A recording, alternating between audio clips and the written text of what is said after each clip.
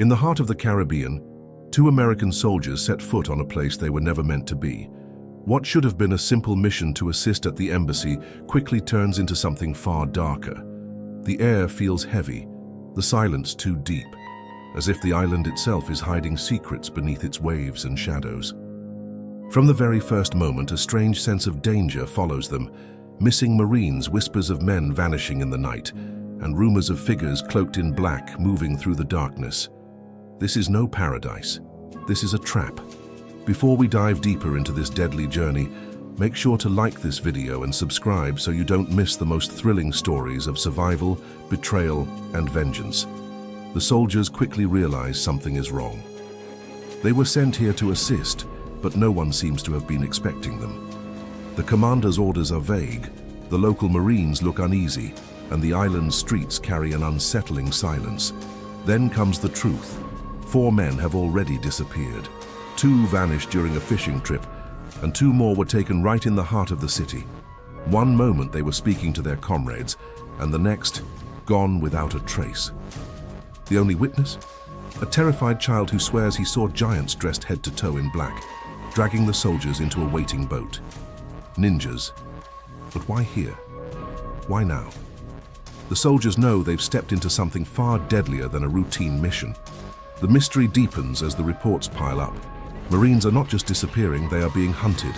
The streets of the island whisper with fear, locals avoid speaking, and even the officers in charge seem to know more than they admit. Armstrong and Jackson walk the crowded markets, but their eyes never rest. Every corner feels like a trap, and then it happens again. A Marine, seen just seconds before, is gone as if swallowed by the air itself. The soldiers begin to connect the dots. These are no random vanishings. Someone is targeting them deliberately, methodically. The black-clad figures are more than assassins. They are shadows moving with a purpose. And behind those shadows lies something much bigger, an enemy waiting to reveal itself. The first whispers reach them at night. Locals speak in hushed tones of dark figures, warriors dressed entirely in black, moving like ghosts, striking without sound. Some call them assassins, others demons. But one word keeps surfacing again and again: ninjas. At first, Armstrong and Jackson dismiss it as rumor. Ninjas here in the Caribbean? Impossible. But the more they listen, the clearer it becomes. Men in black armor, faces covered, skilled beyond imagination. They don't just kill, they capture, dragging soldiers into the shadows to serve a purpose unknown. Every testimony points to one thing: an organized force hiding on a nearby island, an island controlled by someone powerful. The soldiers realize their mission is no longer about guarding an embassy, it's about survival. And whatever these shadows want, they won't stop until they get it. Seeking answers, Armstrong agrees to a late-night meeting with Taylor, one of the Marines behaving strangely. His voice trembles as he confesses the truth. His wife has been taken. Powerful men are holding her hostage, forcing him to cooperate. Taylor reveals the name that chills the air: Leo, a millionaire with ties to drugs, weapons, and something darker. He controls Blackbird Island, a place few dare to mention.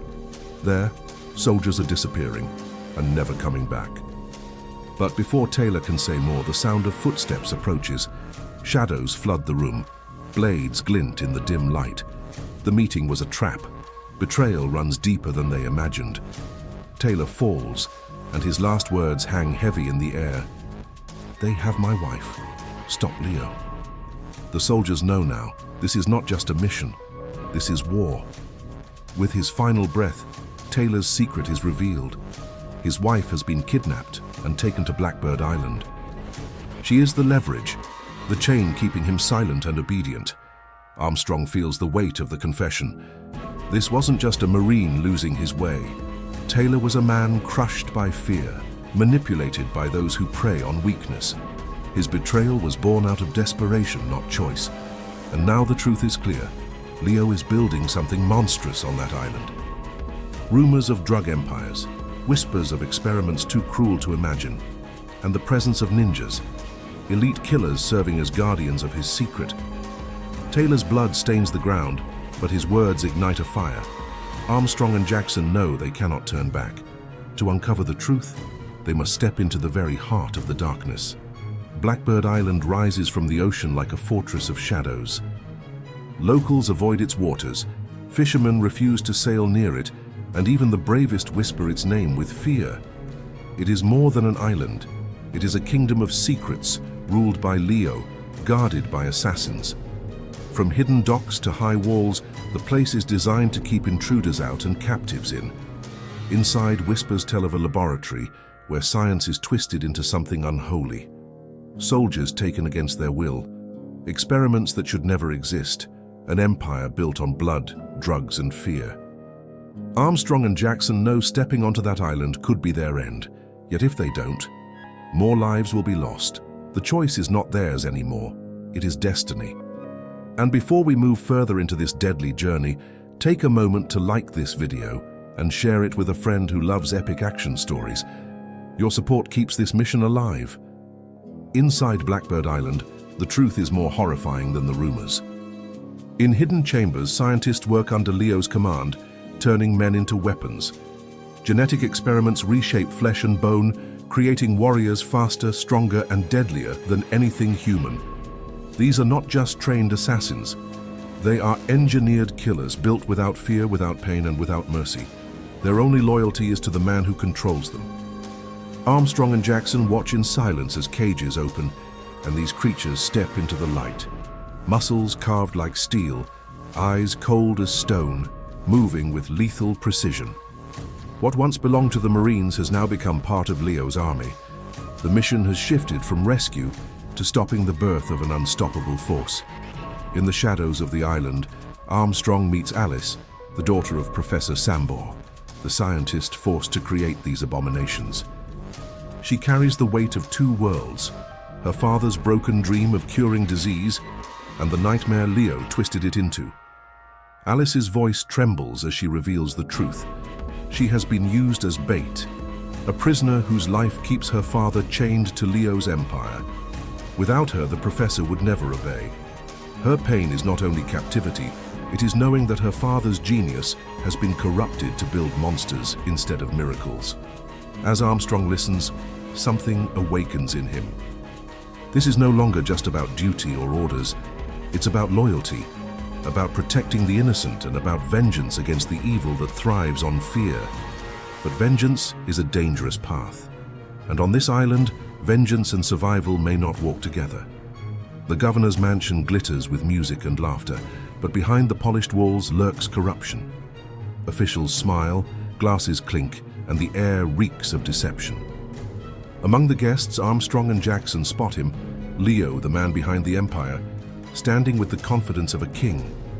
By his side are foreign investors, drug lords, and shadows that move like guards, but kill like predators.